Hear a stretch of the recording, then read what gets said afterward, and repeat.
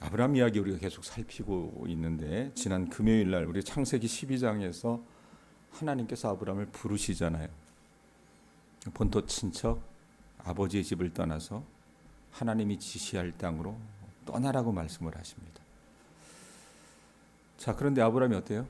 그 하나님의 말씀을 듣고 갈 바를 알지 못하고 떠나는 믿음을 보입니다. 아브라함이 그렇게 결단할 수 있었던 것은 하나님께서 그에게 주신 약속 때문이었습니다. 어떤 약속을 주셨어요? 내가 너로 인하여 큰 민족을 이루게 하겠다. 그리고 너에게 복을 주어서 너의 이름을 창대하게 하겠다.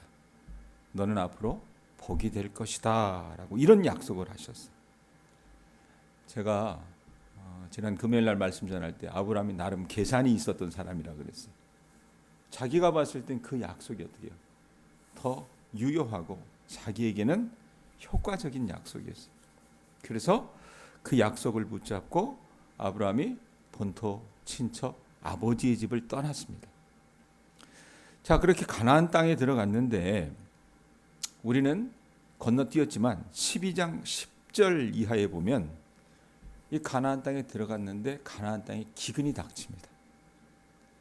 흉년이 드는 바람에 그 기근을 피하기 위해서 이 아브라함 일가가 애굽으로 내려갔다가 큰 망신을 당하는 아브라함의 모습이 그려집니다. 부인을 팔아먹잖아요. 자기 목숨 부지해 보겠다고. 자, 아브라함이 그렇게 망신을 당한 근본적인 원인이 하나님께서 분명히 처음에 본토 친척 아버지의 집을 떠나라고 했을 때 아브라함은 어떻게 해요? 그 하나님의 음성을 듣고 그렇게 순종하며 결단했는데 막상 가나안 땅에 와서 흉년이 찾아왔을 때는 하나님의 음성을 물으려고 하지도 않고 들으려고 하지도 않았습니다. 자기가 봤을 때 어떻게 판단해 보니까 기근이 들었어요. 흉년이 들었기 때문에 여기선 먹고 살기 힘들어서 애굽으로 옮겨가는 것이 좋겠다라고 이치상 그게 맞는 것이라고 생각을 했기 때문에 하나님의 음성을 듣지 않다가 낭패를 당한 겁니다. 자, 기근 피해 보겠다고 애굽으로 내려가서 자기 아내를 여동생이라고 소개했다가 바로와 애굽 백성 앞에서 꼴망신을 당하죠. 그러고 나서 13장 말씀이 시작되는 거예요. 13장.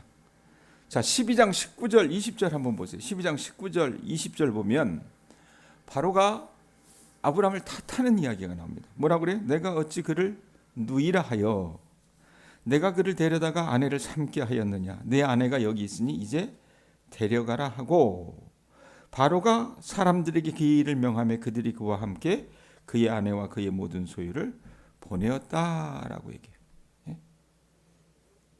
이 땅에서 떠나가 달라고 바로가 부탁을 해요. 왜 날 속였냐고. 자, 아브라함이 어떻게 해요? 망신을 당하고 애굽을 떠나게 됩니다. 갈 곳이 없잖아요. 자기 원래 있었던 그곳으로 되돌아가요. 자, 그런데 하나님은요 이렇게 믿음 없었던, 그러니까 여러분 아브라함이 처음부터 이렇게 믿음이 충만했던 것은 아니에요. 하나님이 아브라함을 다뤄가시잖아요. 믿음의 조상이 될 수 있게끔 다루시고 훈련시키십니다. 그걸 봐야 돼요. 우리가 말씀을 통해서. 자, 그런데 하나님이 그렇게 어떤 면에서 보면 형편없었던 아브라함에게 복을 주셨어요. 복을 주셔서 말씀에 보면 뭐라고 얘기합니까? 13장 4절인가요? 13장 2절이죠. 2절 보면 뭐라고 얘기합니까? 아브라함에게 가축과 은과 금이 풍부했다라고요. 하나님 그 복을 주셨어요. 물질의 복을 주셨던 겁니다. 자, 그런데 여러분 우리라면 여러분 부해진 게 뭐가 문제이겠거니 생각을 하는데 사단이 납니다. 이 문제 때문에 다툼이 일어나요. 그 6절에 나와요. 6절 보세요. 6절에 보면 뭐라고 얘기합니까? 그 땅이 그들이 동거하기에 넉넉하지 못하였으니 이는 그들의 소유가 많아서 동거할 수 없었음이라. 자, 누구하고 동거해요?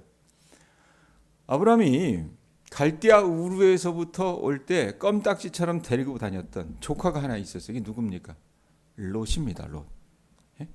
롯이란 말이에요. 자기 형제의 죽은 형제의 아들이었어요. 조카였어요. 조카.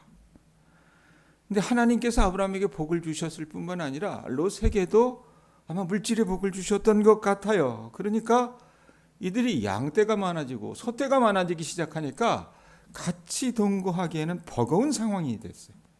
한 지붕 밑에서 사는 게 불가능해졌다 그 말입니다. 예? 다툼이 일어났어요. 자, 아브라함 현명했어요. 7절 보세요. 뭐라고 얘기합니까? 그러므로 아브라함의 가축의 목자와 롯의 가축의 목자가 서로 다투고 또 가나안 사람과 브리스 사람도 그 땅에 거주하였는지라. 상황을 이야기하는데, 자, 물질의 복을 받아서 한 지붕 밑에 살 수 없게 되니까 아브라함과 롯이 여러분 대놓고 둘이 멱살 잡고 여러분 싸운 건 아니에요. 근데 누가 여러분 다툼이 일어났다고 얘기합니까? 거기 보면 아브라함의 가축의 목자와 롯의 가축의 목자가 어떻게 돼요? 서로 말씀해 보면 다퉜다라고 해요. 예? 다투기 시작을 했어요. 자, 그런데 이 두 목자들만 다툰 것이 아니라 말씀 뒤에 보면 어떤 말씀이 있다라고 붙어요. 또 이래놓고 뭐라 그래요? 7절 또 그래놓고 가나안 사람과 브리스 사람도 그 땅에 거주했다라고 얘기해요. 예? 자, 이 사람들이 여러분 어떤 사람들입니까? 아브라함과 롯에게 호의적인 사람들이 아니었어요. 원래 토착민이었다 그 말입니다. 근데 이 사람들이 그들 앞에서 다퉜다가는 여러분 어떤 일이에요? 이들에게 공격을 당할 수도 있어요. 그러니까 어떻게 보면 빠른 선택, 지혜로운 선택이 필요한 상황이었다 그 말입니다. 자, 아브라함이 생각을 합니다. 무엇이 옳은 방법일까? 예? 그래서 우리가 아는 어떻게 보면 참 손해보는 제안을 아브라함이 해요. 조카 롯을 불러서 이야기해요. 8절 보세요. 8절은 뭐라고 얘기합니까?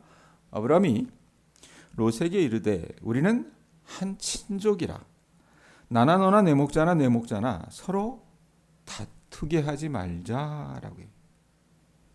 야, 롯아, 너나 나나 우리가 고륙 친척인데 넌 내 조카잖아. 나는 너 삼촌이고. 근데 우리가 어떻게 이런 문제를 가지고 싸울 수 있겠느냐? 에? 이래서는 안 된다. 그러면서 아브라함이 용단을 내려요. 9절 보세요. 9절에 뭐라고 얘기합니까? 내 앞에 온 땅이 있지 아니하냐? 나를 떠나가라. 이래놓고 뭐라고 얘기해요? 내가 좌하면 나는 우하고 내가 우하면 나는 뭐 하겠다 그래요? 좌하리라. 네가 왼쪽을 택하면 나는 오른쪽을 택할 것이고 네가 오른쪽을 택하면 나는 왼쪽을 택할 것이다 라고 얘기를 해요. 예? 자, 그런데 여러분 이게 일반의 상식으로 봐도 이해가 안 되는 행동일 수 있다라는 얘기입니다. 자, 누가 더 나이가 많아요? 누가 연장자입니까? 아브라함이 연장자입니다. 예? 자, 그리고 이 가나안까지 누가 데리고 왔어요? 아브라함이 조카 롯을 데리고 온 거예요. 그러면 당연히 권리를 주장할 수 있는 사람은 누굽니까? 아브라함이다 그 말입니다. 예? 분명히 이야기할 수 있었을 거예요. 야, 이 땅은 하나님이 내게 주신다고 말씀하신 땅이었고 내가 그분의 음성을 듣고 본토 친척 아버지의 집을 떠나서 왔고 거기에 너까지 데리고 왔으니까 내가 먼저 자리를 잡아야 되지 않겠느냐? 내가 먼저 기반을 닦아야 되지 않겠느냐? 네가 양보해라. 이렇게 얘기할 수도 있었을 텐데 아브라함이 어떻게 해요? 거꾸로 해요. 양보한다고 말입니다. 예? 왜 양보했을까? 예? 여러 이유가 있었겠죠. 그런데 새벽 시간이기 때문에 한 가지만 짚고 넘어갔으면 좋겠어요. 자, 아브라함은 여러분 애굽에 내려가서 뭘 깨달았냐면 그가 어디 가서 살든지 축복을 주시는 여러분 그 원천은 누구라는 것을 알았어요? 하나님이라는 것을 알았습니다. 예? 여러분 정말 하나님께서 우리에게 축복을 주시는 존재라고 하는 것을 여러분 믿으십니까? 예? 아니면 여러분들이 살아나가면서 나를 부하게 하고 나를 유명하게 하는 것은 하나님이 아니라 사람이야. 어떤 유명 인사야. 예? 돈이야. 예? 어떤 통장의 잔고야. 명예야. 이렇게 생각하는 건 아닙니까? 여러분, 우리를 복되게 하시는 그 원천은 사람도 아니고 우리 통장에 가득 채워져 있는 그 잔고도 아니고 명예도 아니라는 것을 아셨으면 좋겠습니다. 우리를 여러분 유일하게 복되게 하실 수 있는 존재는 누구예요? 하나님 한 분이세요. 예? 그걸 아브라함이 여러분 애굽에 가서 처절하게 깨달았던 거예요. 그래서 아브라함은 여러분 하나님을 볼 줄 알았기 때문에 인생에 한번 어려운 고난을 통해서 그가 깨닫고 하나님만이 그에게 복의 원천이라는 것을 깨달았기 때문에 뭐 어떻게 합니까? 조카 롯에게 양보를 해요. 그랬더니 롯이 어떻게 해요? 10절 한번 보세요. 10절에. 이에 롯이 뭐 했다 그래요? 그 말 재밌어요. 롯이 뭐 했다 그래요? 눈을 들어 요단 지역을 바라본 즉 눈을 들어 바라봤다 그래요. 눈을 지어 요단 지역을 바라본 즉 소알까지 온 땅에 물이 넉넉하니 여호와께서 소돔과 고모라를 멸하시기 전이었으므로 여호와의 동산 같고 애굽 땅과 같았더라. 아니 삼촌이 네가 먼저 선택해 양보하잖아요. 롯도 영악한 사람이었거든요. 딱 보니까 그때 당시에 이 요단 동쪽은 여러분 그때 당시에도 평평한 지역이 돼요. 여기 우리 동양 여기 뭐 대량리 앞을 대들이라 그래요. 이 다른 동네하고 다르게 이쪽 땅은 여러분 좋다고 얘기하잖아요. 그것보다 더 평평한 곳이었대요. 도시도 지어지고. 그러니까 우리로 얘기하면 뭐예요? 어디죠? 강남에 아주 기가 막히게 땅값도 오르고 집값도 비싼 그런 데를 이 롯이 선택을 한 거예요. 그리고 그 땅이 얼마나 좋았던지 뭐라고 얘기합니까? 10절 뒷부분에 보면 뭐라고 얘기해요? 소돔과 고모라를 멸하시기 전이었으므로 그 땅이 마치 어떻게 보였대요? 여호와의 동산 같고 애굽 땅과 같았더라. 여호와의 동산은 뭐예요? 에덴 동산을 말하는 거잖아요. 그렇죠? 애굽 땅은 여러분 그 당시에 애굽 땅은요 나일강을 끼고 있었기 때문에 비옥한 곳이었습니다. 자, 그곳을 롯이 선택을 해요. 좋은 땅을 선택했죠. 그러면 아브라함은 여러분 반대로 어떻게 해야 됩니까? 척박한 땅을 선택할 수밖에 없었어요. 근데 이런 아브라함이 훌륭한 거예요. 여러분 우리가 비슷비슷한 땅을 선택하고 내가 선택할 수 있다면 얼마든지 그건 누가 못합니까? 다 하죠. 그런데 아브라함은 믿음이 있었기 때문에 결행한 거라 그 말입니다. 아브라함은요 종전에도 말씀드렸듯이 애굽에 내려가서 낭패를 당하고 큰 깨달음을 얻었어요. 하나님의 음성을 듣는 것이 중요하지 눈앞의 것에 여러분 내가 연연하면 안 된다 그 말입니다. 롯은 어땠어요? 눈을 들어 요단 지역을 바라보는 그의 여러분 눈은 뭐예요? 그저 앞에 있는 것만 바라볼 줄 아는 그런 짧은 식견에 불과했다 그 말입니다. 롯은요 아브라함처럼 하나님의 그 비전을 바라볼 줄 아는 그 눈이 없었다 그 말입니다.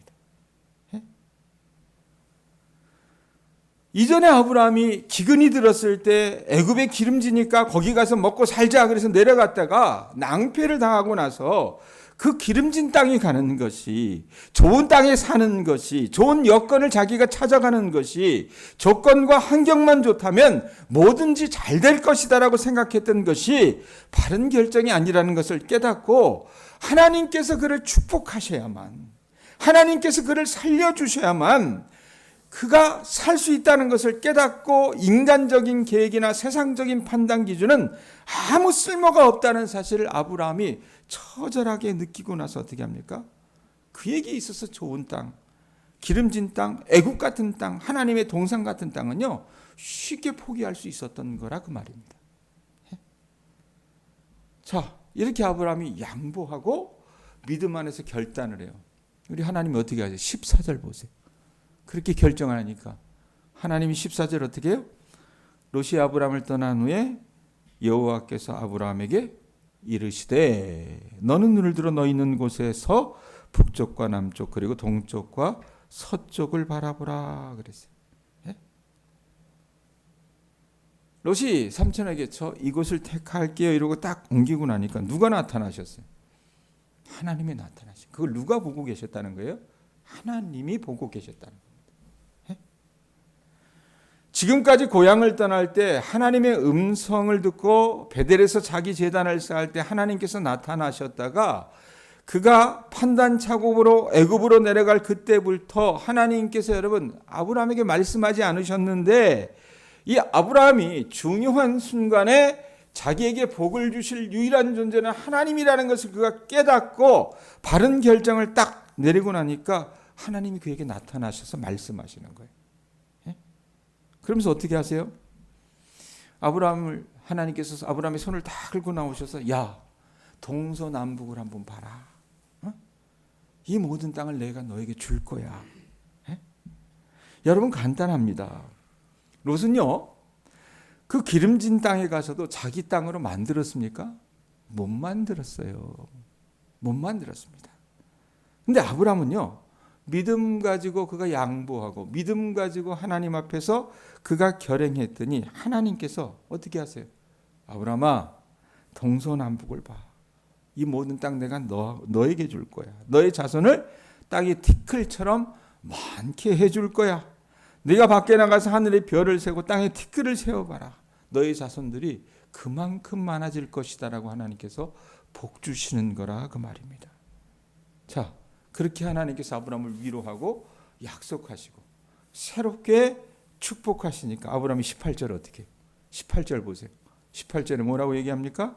이에 아브라함이 장막을 옮겨 헤브론에 있는 마므레 상수리 수풀에 이르러 거주하며 거기서 여호와를 위하여 제단을 쌓았다라고 얘기해요. 마므레 상수리 수풀이라고 하는 것은 여러분 그 당시 사람들이 많이 살았던, 우리로 얘기하면 이런 소재지가 아니에요. 예? 어떻게 보면 따로 독초하는 곳입니다. 홀로 거하는 곳이. 예? 거기서 거주하면서 아브라함이 여러분 누구를 찾았어요? 여호와를 위하여 제단을 쌓고 하나님을 찾기 시작을 합니다. 망가졌던 아브라함이 완전히 하나님 앞에서 회복되기 시작을 해요. 베델과 아이 사이에 처음 도착해서 하나님의 음성을 듣고 단을 쌓으면서 하나님께서 나타나셨는데 이제는 하나님이 아브라함을 완전히 이렇게 세우시는 거예요. 아브라함아, 나는 참 기쁘다. 네가 처음에 여기 와서는 내 음성 듣지 않고 애굽으로 그냥 내려가는 바람에 나도 실망이 컸었는데 이제 네가 그 사건을 통해서 네가 깨닫고 믿음대로 살려고 하니까 내가 봤을 때 너 참 장하다. 복의 근원이 나 여호와로부터 말미암는다는 것을 네가 믿고 고백하기 때문에 내가 너를 이제 축복하겠다라고 말씀을 해주시는 거라 그 말입니다. 자, 정리합니다, 여러분. 아브라함의 이 모든 이 과정들을 여러분들이 눈여겨 보실 수 있었으면 좋겠습니다. 여러분이 잘 될 수 있는 거, 여러분이 출세할 수 있는 거, 여러분이 여러분 삶 속에서 성공을 거둘 수 있는 것은 좋은 연줄을 따라가서 성공을 거두는 것이 아니라고 성경은 얘기합니다. 때로는 우리 눈으로 봤을 때 척박한 그곳에 하나님께서 우리에게 장막을 지으라고 말씀하실 때도 있어요. 탐탁치 않은 그곳에서 우리가 여러분 살아가기를 하나님이 원하실 때도 있다고 말입니다. 그런데 그곳에서 여러분 우리가 행해야 될 건 뭡니까? 아브라함처럼 내게 복을 주실 수 있는 분은 누구예요? 여호와 하나님이라는 것을 우리가 고백하고 그 앞에서 제단을 쌓는다면 하나님께서 여러분들을 통해서 여러분이 복이 되게 하는 그런 은총을 주실 줄로 믿습니다. 그런 믿음의 고백을 하실 수 있는 주의 자녀들 되실 수 있기를 주님의 이름으로 축원드립니다. 기도하겠습니다.